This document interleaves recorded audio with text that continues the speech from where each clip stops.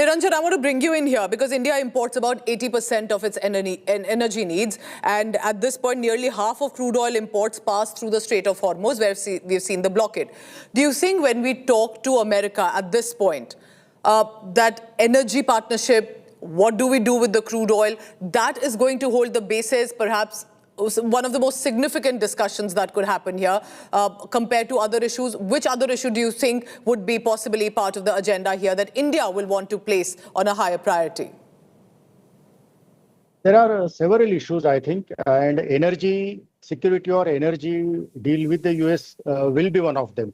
But I think beyond, energy cooperation, I would think, and I do hope that India brings up the issue of Strait of Hormuz, because, energy trade and energy flowing through Strait of Hormuz is one part. But overall, I think India would be looking at a bigger picture where we have, diversification of supply chains. We have open sea lanes of communication, and there is a flow of trade, not just energy, not just oil and gas. So I think India would be hoping to discuss these issues with the US.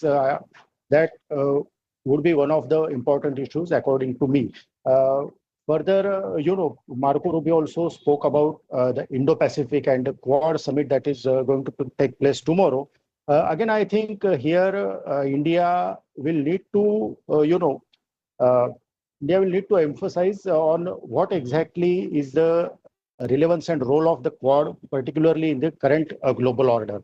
Because when the Quad was taking shape, when it was being formed, India's view has always been that Quad is a platform not just for defense cooperation, or it's not a military alliance as US wanted it to see, but it is a platform for economic cooperation, for supply chains, for other issues such as climate change and cooperation in the areas of health.